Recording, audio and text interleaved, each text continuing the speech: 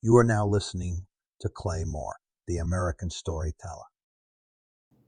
I was on my way back from my neighbor Dan's one Saturday afternoon. I had helped him and his guys with the last group of Black Angus steers he was getting ready for market. I've been doing that for so long as I can remember. Always nice to spend time with the guys. Kind of an old tradition, I guess. I was just finishing loading my gear up in the back of my pickup, and here comes the big ice chest with Dusty on one handle and Travis on the other. "Come on and grab you a cold one, Clay," Dusty yelled out in a holler. All right, it just one, and then I gotta get going." Well, everybody knows there's no such thing as one beer, but I figured I'd make an exception this time. Dan had come out of the house about the same time and grabbed each of us one as he was walking past on his way over to me. "Well, looks like we're having another good year.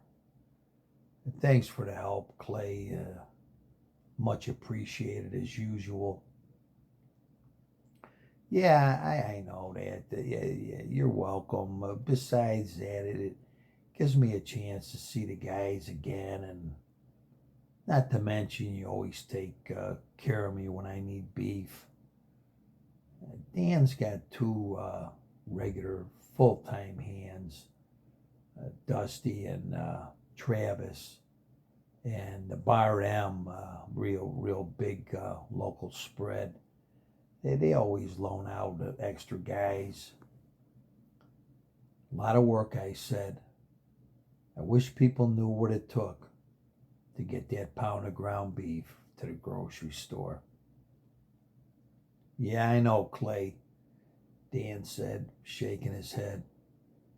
"But somebody's got to do it. Might as well be us, I guess." "Amen," I said to that. I shook everybody's hand before I left and wished them well. "Don't be a stranger, Clay Mohr. You know where to find us." Yeah, I thought to myself, that's the problem.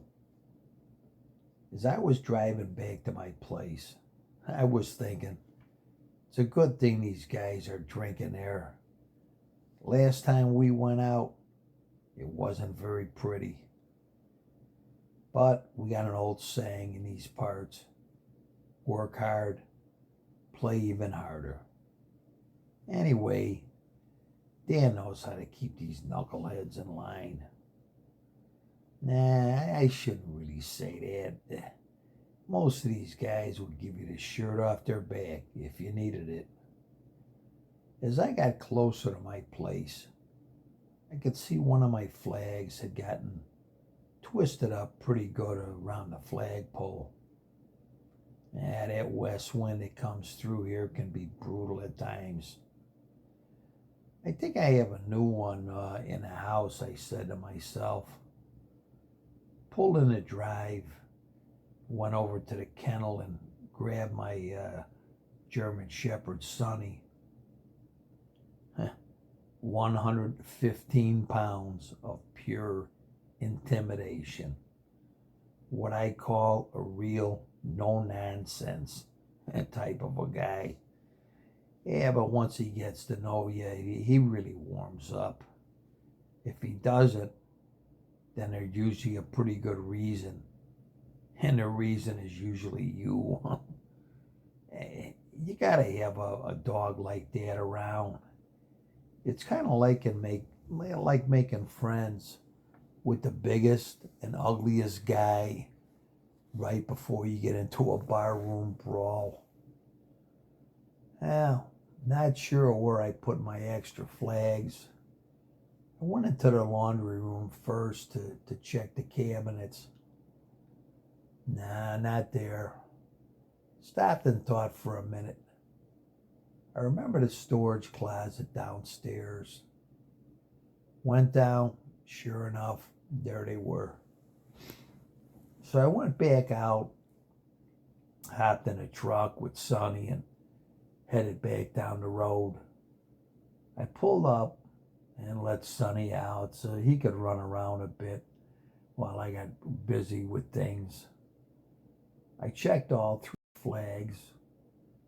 2 of them were okay, but the one next to the American flag had gotten pretty beat up. Before I lowered it, I called Sonny over. I always have him sit down kind of like he's at attention.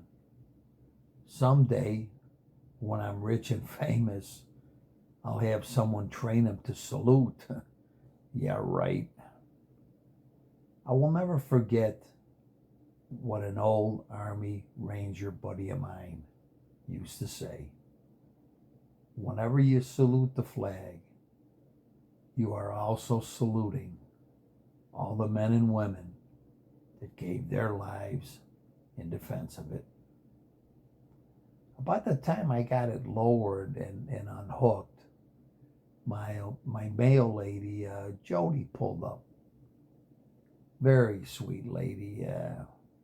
Had been my mail person for a few years now. About the only person that Sonny doesn't try to eat when they show up.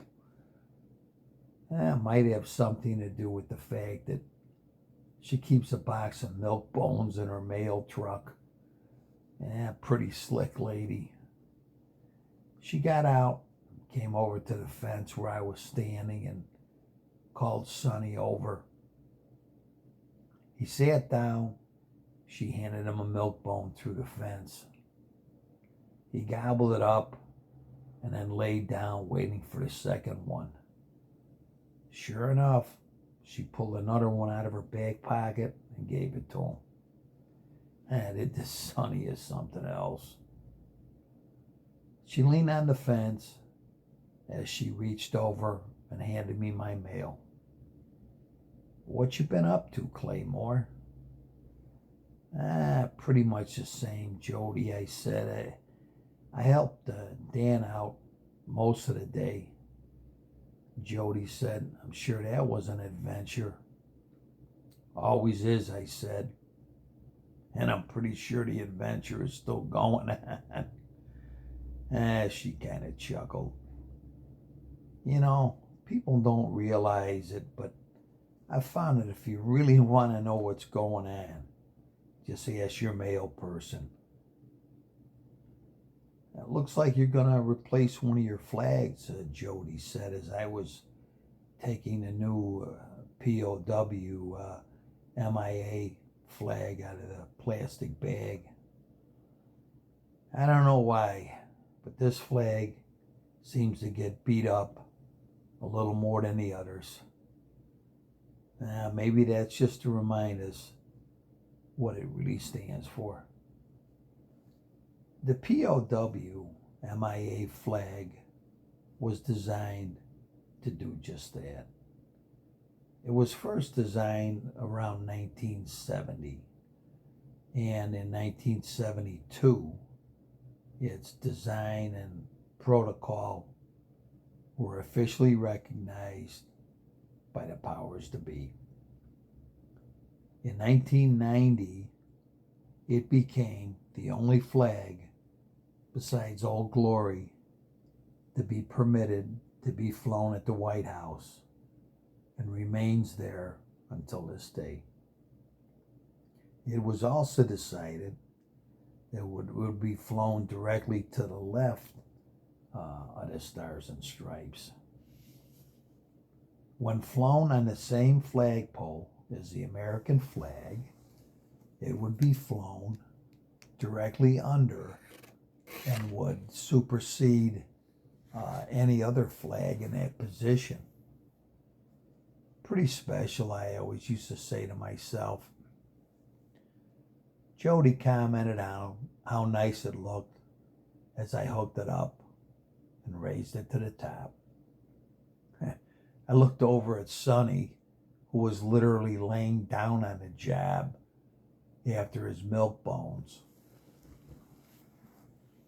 I responded to Jody and said, yeah, they always look nice when they're new, but after a while, they get beat up like everything else in this world. I went on to tell Jody that the flag was always special to me, but a few years ago, it had become even more special. I told her that if she had time, I would tell her about it. She started to laugh and said, I've got all kind of time. That's why I run my route backwards on Saturdays. So you're my last stop, Clay Mohr. I have to admit, I was a little surprised. Really, I said? Yeah, really, Jody said as she was still laughing about it. Okay, then. I said to her, I guess I'll have to tell you all about it. Several years ago, I was staying with that Army Ranger buddy of mine, Blake, that I told you about.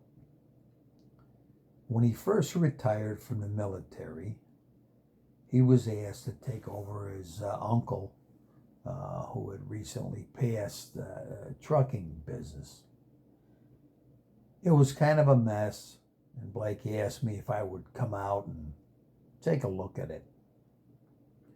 Turned out that Blake's father had passed when he was very young, and his uncle had pretty much been his father figure.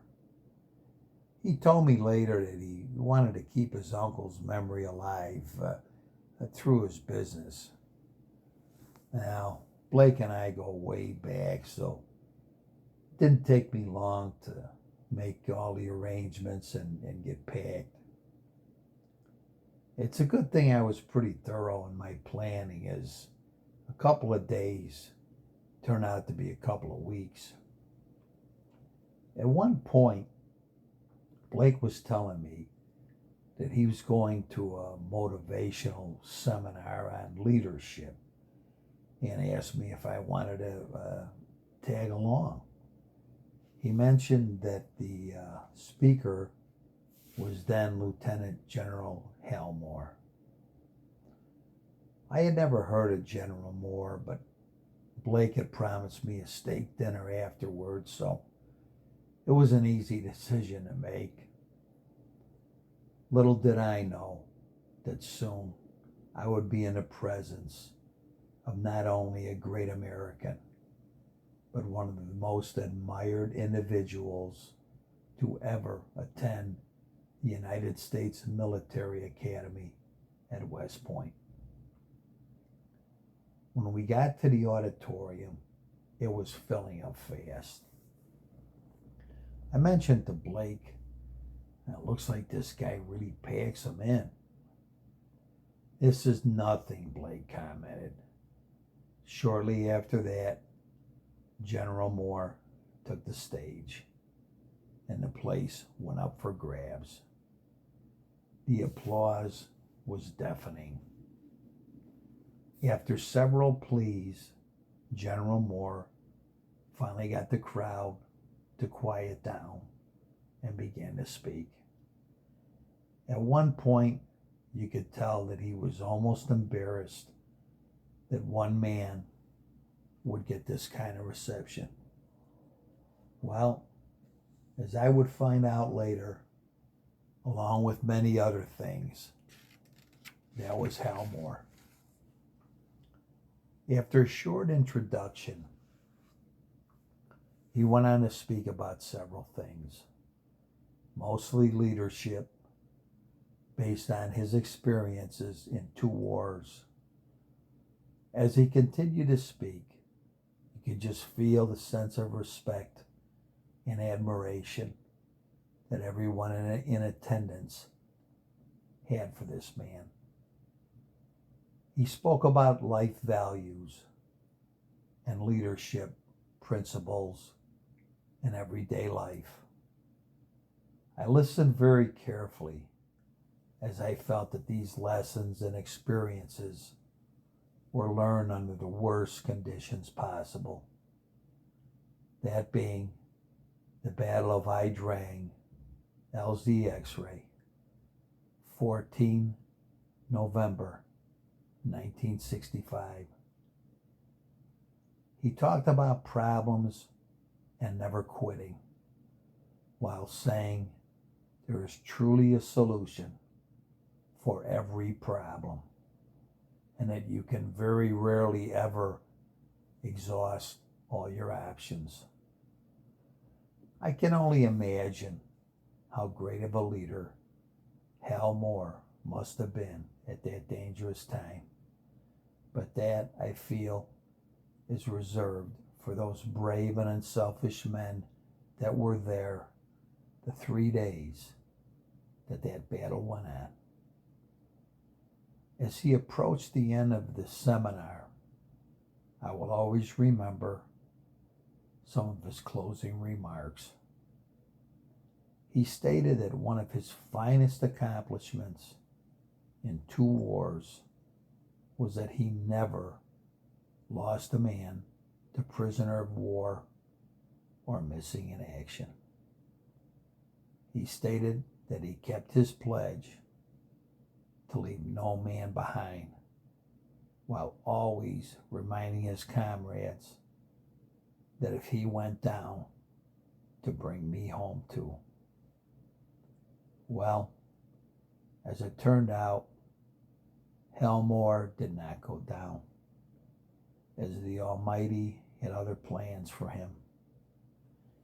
I was witnessing it at this very moment. I thought, Hal Mohr would continue to serve his country until 1977, when he would retire after 32 years of active duty. In 1992, Hal Mohr and retired journalist Joe Galloway wrote a book titled We Were Soldiers Once and Young, based on their own experiences during the war in Vietnam. I would like to read to you part of the prologue or foreword of that book. We were the children of the 1950s and John Kennedy's young stalwarts of the early 60s. He told the world that Americans would pay any price, bear any burden, meet any hardship in the defense of freedom. We were the down payment on that costly contract, but the man who signed it was not there when we fulfilled his promise. John F. Kennedy waited for us on a hill in Arlington National Cemetery, and in time we came by the thousands to fill those slopes with our white marble markers, and to ask on the murmur of the wind if that was truly the future that he had envisioned for us. Some years later, in 2002, Paramount Pictures released the movie We Were Soldiers, based on that book.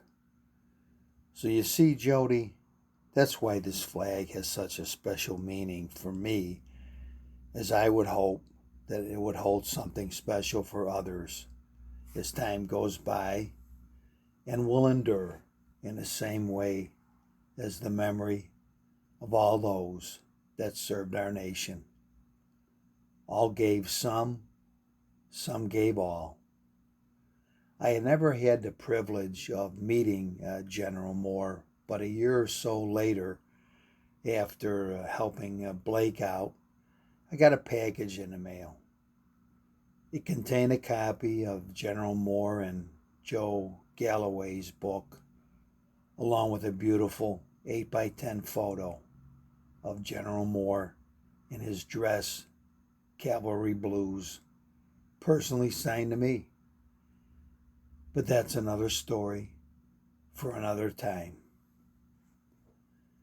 I would like to pause here for a moment if I could and just say this before I take leave.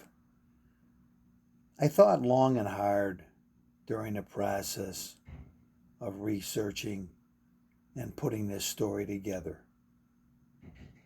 Never having served under General Mohr, I was hesitant and didn't even know that I had the right or protocol to comment on these events.